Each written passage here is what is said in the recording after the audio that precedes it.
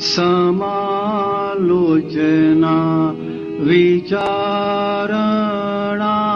કરીને પ્રતિક્રમી પ્રત્યાખ્યાને હળવા થઈએ ગાડી ક્યાં રોકાય છે જોઈ જાણી લઈએ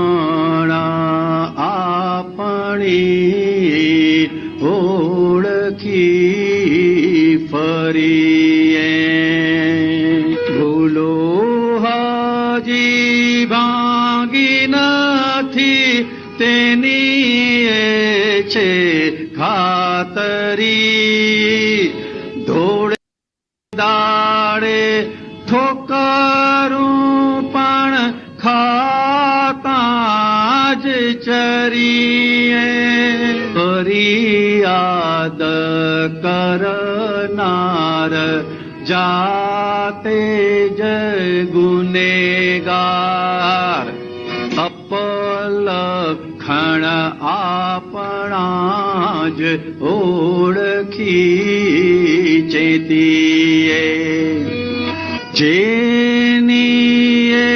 વાણીમાં વર્તાય વેદના ભોગવે છે તેની ભૂલ સમજી જ શમીએ દેણા ઉદગલના ચૂકવી દઈએ સમભાવે નિકાલી યજ્ઞ આરંભીએ સામીપ્ય ભાવમાં ચોંટી ન પડીએ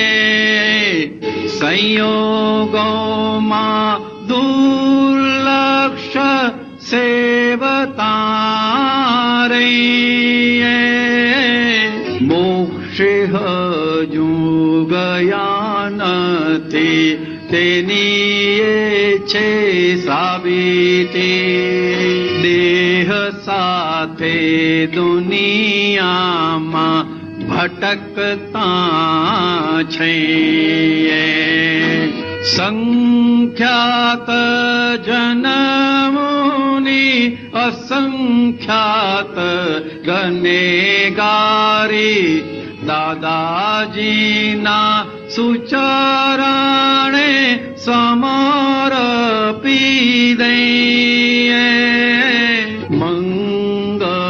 મંગળદાસ છે વ્યવસ્થિત નો ભમરડો પાવાના સૌ બખડ જંતર ઓળંગી જઈએ ભૂલો હજી ભાંગી નથી તેની છે ખાતરી થોડે દાડે ઠોકરું પણ ખાતા જ ચરીએ જેની એ વાણીમાં વર્તાય વેદના ભોગવે છે તેની ભૂલ જ સમજી શમીએ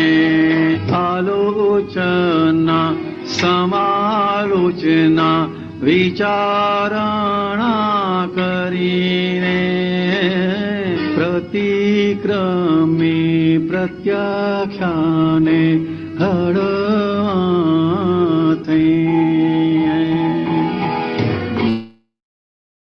જય સચ્ચિદાનંદ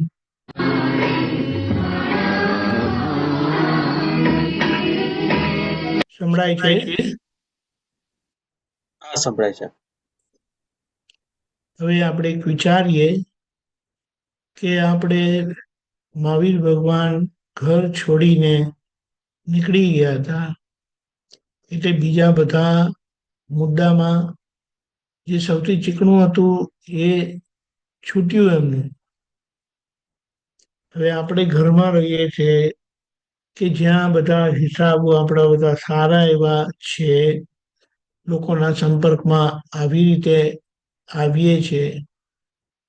કેમ તો કે સામ સામા લેતી દેતીના હિસાબ બાકી છે. એટલે ત્રીજી અને ચોથી આજ્ઞા ઉકેલવાની પૂરેપૂરી બાકી છે. જે બહાર વ્યવહાર માર્ગમાં, ક્રમના માર્ગમાં લોકો જીવ ભાવને વ્યાવૃત એટલે ખેંચતા જાય છે, ત્યાગનો એ માર્ગ છે.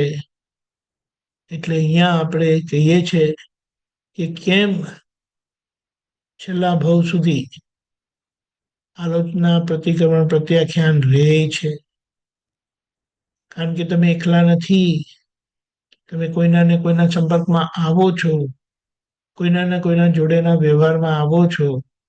અને આજની પરિસ્થિતિ એવી છે, કંઈ પણ કરો તો સામાન્ય કઈ રીતે ને કેમનું ઓછું લાગી જાય કહેવાય એવું નથી. અને આપણને પ્રતિક્રમણની સમજણ આપતા દાદાએ કીધું કે આ લોકોના વેરમાંથી છૂટવાનો રસ્તો છે. એટલે જ્યાં સુધી કોઈ પણ જાતનો લોક સંસર્ગ છે, ડિરેક્ટલી ખાવા પીવામાં, રહેવા કરવામાં, બધી રીતે, તો ત્યાં આપણા મન વણિકાના જીવન વ્યવહારમાં અને એની સાથે કોઈને કોઈ રીતે દુઃખ થવાનું ને થવાનું જ. આપણી પાસે કોઈ એવા સ્યાદવાદના પ્રમાણ નથી, એ આપણે સમજી શકીએ એમ છે. તો હવે વિચારો કે શા માટે આલોચના, સમાલોચના, પ્રતિક્રમણ ને પ્રત્યાખ્યાન આપણા માટે જરૂરી થઈ રહી છે. અને આજે એ જ આપણી જાગૃતિનું માપ છે. આપણી સાથે ઘરે રહેનાર આપણી જોડે ખુશ છે? આપણે જે કંઈ કહીએ છીએ તે માન્ય રાખે છે? નથી, બિલકુલ ખુશ નથી. આપણે માની લઈએ એટલે અહીંયા આ વાતની સમજણથી આપણને ખબર પડે કે આ જેટલા લેતી દેતીના હિસાબ બાકી છે, જ્યાં કોઈની જોડે પણ ઇન્ટરેક્શન આવી રીતનું થાય છે, તે આપણા ઇન્ટરેક્શન ચિકાસવાળું છે. દાદા ભગવાનનું ઇન્ટરેક્શન કલ્યાણના હેતુએ કરીને હતું. અને તોય દાદા એમના સ્યાદવાદના પ્રમાણ ચુકાય નહીં.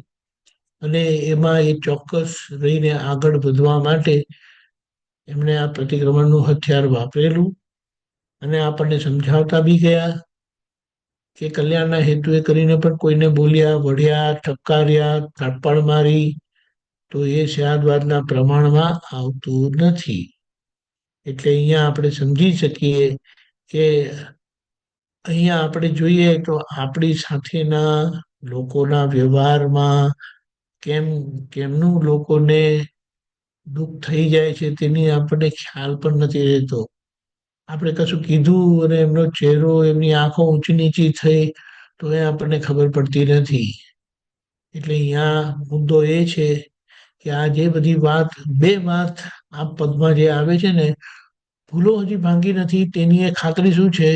દોડે દાડે ટોકર વાગે છે. એટલે કેટલા અનુકૂળ થઈ શકીએ છીએ, નથી થઈ શકતા. આ વાત છે.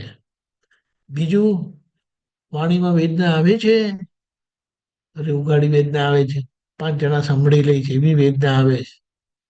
અને વેદના વાળી વાણી સ્યાદવાદ કહેવાય. આપણે પોતાની જાતને કહીએ ને તો એક અપેક્ષા જોવા જાય તો ગભરામણ થઈ જાય એવી છે. પણ આ જ્ઞાન એની સમજણથી આપણે ચેતીને, સમજીને, જાગૃતિપૂર્વક આગળ વધીએ અને લોકોના જોડેના વ્યવહારમાં સ્પંદન માત્ર પણ કોઈના માટે ઉડ્યું, શબ્દ પણ એમ કોઈના માટે નીકળ્યો ને, તો એ પ્રતિક્રમણને પાત્ર છે. એટલે આ સમજણે આપણે આગળ વધીએ અને આ માપથી કહીએ શું? મંગળદાસ એટલે આ બહારનો ભાગ દીપક આનંદનો મન માણી કાયા વાળો ભાગ એ વ્યવસ્થિતનો આધીન છે, અને આ વચ્ચેનો ભાગ ભાવાનો ભાગ એ હજી કંઈક આગ્રહવાળી માન્યતા વાળો છે, ચિકાસ વાળો છે. અને ત્યાં આપણે કહીએ કે પ્રતિક્રમણ નહીં કરે તો ચાલશે, એકબીજાના વ્યવહારમાં અરે આ સમજીને આગળ વધવાનું છે. અને જ્યારે એનો સમય આવશે ત્યારે પ્રતિક્રમણ કરવા નહીં પડે જે મહાવીર ભગવાનને આવ્યો હતો, કારણ કે એમના મન વાણી કાયાથી કોઈને દુઃખ થાય એવું હતું જ નહીં, કેવળ શુદ્ધાત્માનો ઉપયોગ જ હતો. એટલે છેલ્લો ભાવ કે જેમાં છેલ્લા ભાવમાં જેમાં એને શું કહેવાય, ખાલી કર્મના પરિણામ સંજ્વલન બાકી રહે છે. સંજ્વલન બાકી રહે એટલે શું, તો આગળ વ્યવહાર થતો જાય ને પાછળ એ ભૂસાતો જ જાય. એ છેલ્લો ભાવ એવો હોય છે કે જેમાં કશું નવું બંધાય નહીં, કારણ કે બંધાય તો પાછું જન્મ આવે.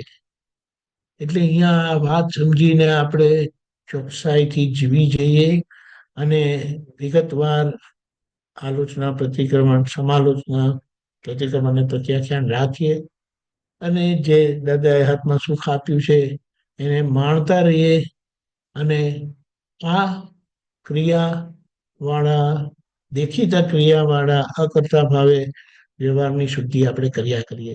જય સચ્ચિદાનંદ.